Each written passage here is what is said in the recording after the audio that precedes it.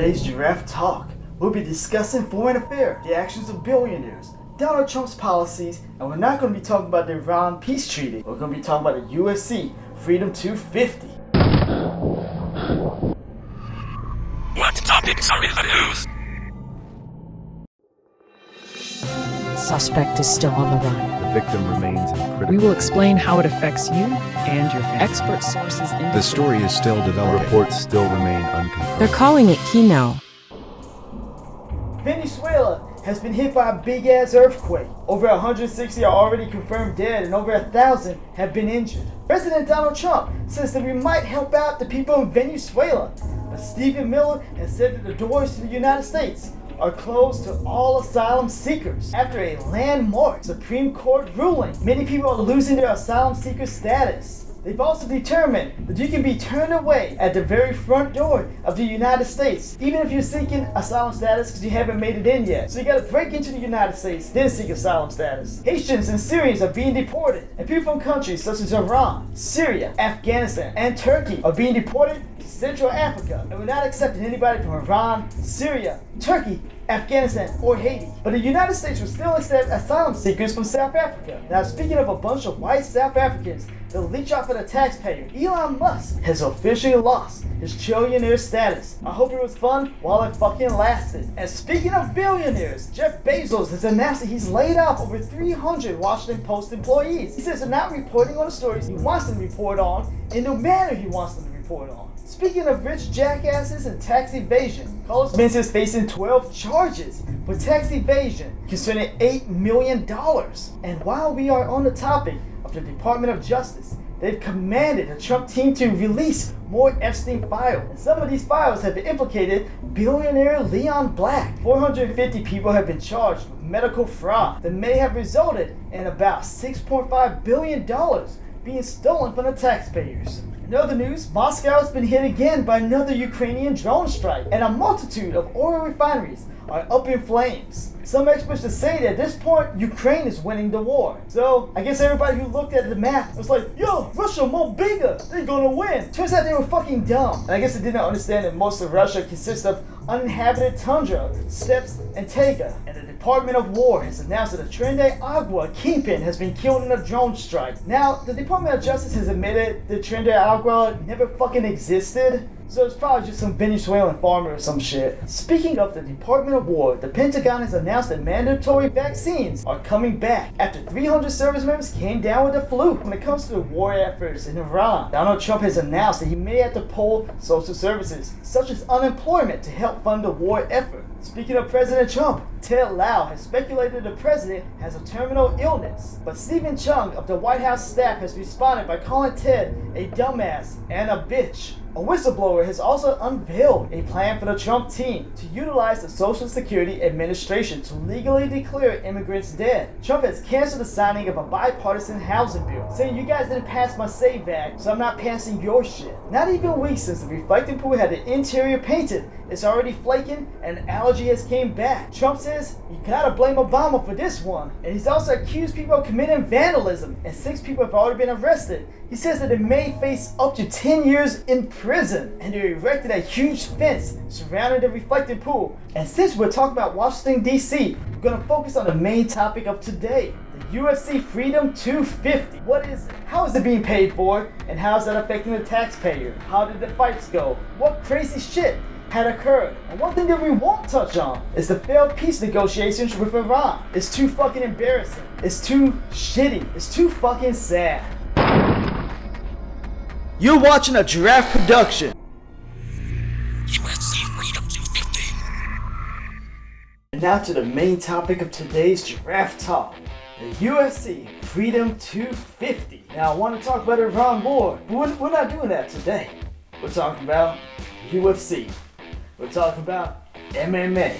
New York Times called it a mass media spectacle, unlike any other in the history of the presidency. The Associated Press called it merely bread and circuses. Some historians compared it to Imperial Rome and the gladiatorial games. And other critics, there was a huge distraction from the Iran war, from what's going on in Lebanon, what's going on with ICE, and how we're handling the Epstein files. This event was announced on July 3rd of 2025.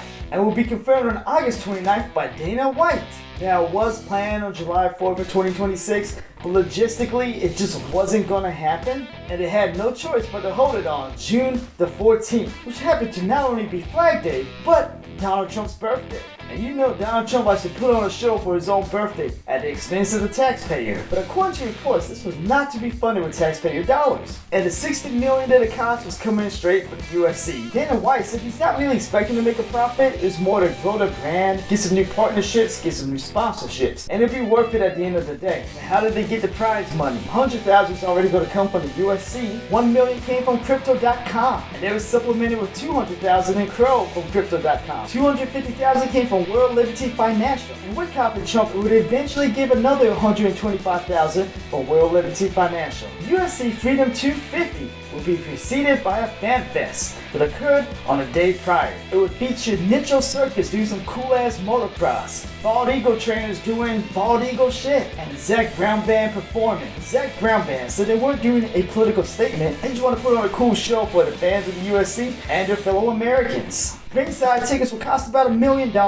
and the rest of the tickets will be for free. There will be 4,300 tickets in all, and it will be an invite-only event. Trump would get about 1,000 to distribute. Dana White would get about 200, and Emmanuel would also get 200, and the remainder would go to U.S. military members. And the Department of War said they were going to find people who are legitimately fans of the UFC.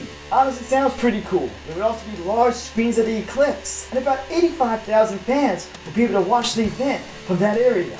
And Dana White would claim that overall it would be about 200,000 people watching the event, which doesn't really make sense mathematically, but whatever. And he also said that the views on Paramount Plus were monstrous. Islam Makahi, John Jones, Dale Harris, and Amanda Lewis were some of the fighters that were speculated to be performing at the event, but unfortunately they couldn't make it, and Sean Strickland would be banned from attending the event. The speculation is that he said a bunch of things that offended people, like how the politicians and businessmen involved in the Epstein list should face justice, how America shouldn't go to war for Israel, that the genocide in Gaza kind of fucking sucked, and that we didn't need to be going to war with Iran, especially to kill a bunch of children.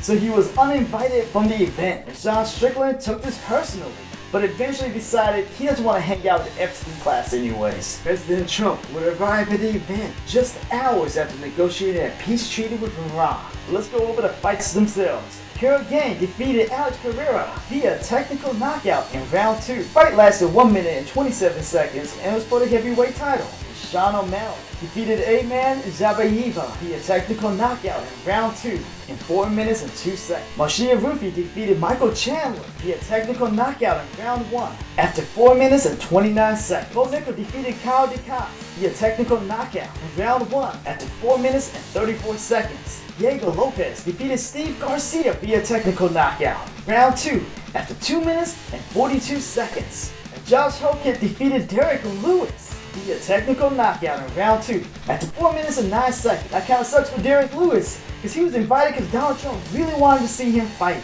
and then he got his fucking ass whooped.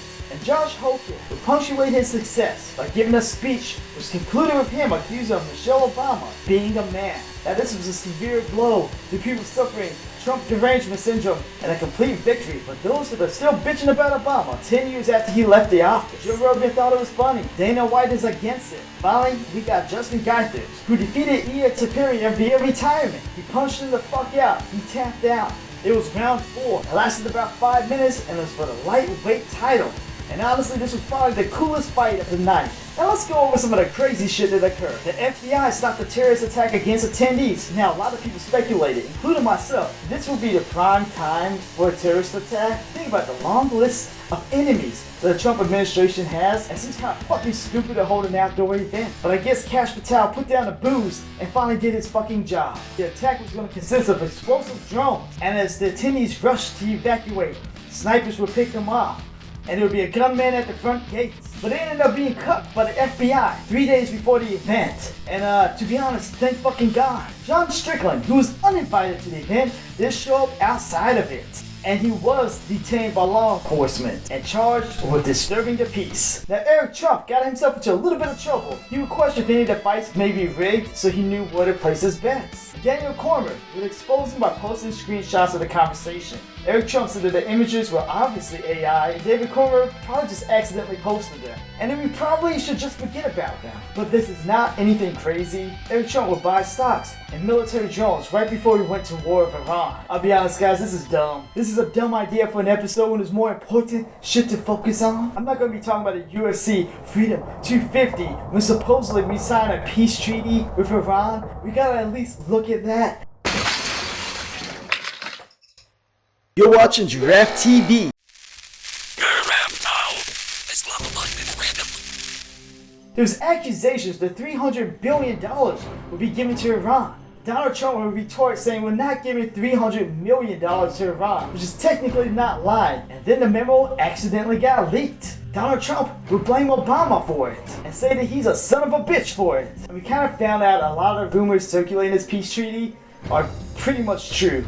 Let's go over the 14 points. Point number 1, an immediate end to the war and any threats of violence towards Iran and Lebanon. Number 2 is to respect the sovereignty, territory, and internal affairs of both Iran and the United States. 3, they'd have to come up with a final agreement in 60 days. Number 4, the United States will lift their blockade on the Strait of Hormuz and will restore the traffic in about 30 days. Number 5, Iran will have 30 days to remove their mines and restore traffic to the Strait of Hormuz. Number 6, the United States will have to give at least $300 billion to Iran to help repair their infrastructure and their economy. Number 7, all United States sanctions on Iran must be completely eliminated. Number 8, Iran would not develop a nuclear weapons program, and we had to come up with a mutual agreement on their enriched materials. 9, the United States and Iran will have to maintain their status quo. There's no sanctions and there's no nukes. 10, the United States Treasury would offer waivers on all Iran oil exports. 10, all of Iran's funds and assets would be unfrozen, which would give them about $78 billion in frozen assets. Now how is this different from Obama unfreezing about $50 billion in Iranian assets so we could do nuclear inspections? Well,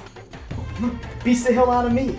Doesn't make any fucking sense. I guess the difference is that Trump's giving them $28 billion more in unfrozen assets, and also giving them $300 billion, and this makes it better? Or something? Number 12 is that Iran and the United States will work together to foster some kind of mechanism to prevent any future conflicts. And 13 was an agreement to continue to implement these practices. And number 14 is that the United States and Iran will work together to make a final agreement and present it to the United Nations. So how is this going to be better than Obama's deal that he had with Iran? Well, it fucking isn't. We're giving them $300 billion of taxpayers' money. I don't know. Maybe this is what President Trump means when he says the art of the deal. So what did this all cost? 15 US soldiers will lose their lives, 543 will be wounded, and anywhere from 3,000 to 6,000 Iranians would die as well. 32 Israelis would die. The supreme leader, Ali Khamenei, and his wife will be killed by United States forces, and Mujtaba Khamenei will replace him at age 56, a much younger leader. There would be a global economic catastrophe. Fuel prices would go up. The AI market would teeter on the brink of collapse. And this is after the United States supposedly bombed the nuclear production plants several times. And of course we blew up a schoolhouse and killed 156 people. I guess Pete Hegseth wasn't fucking around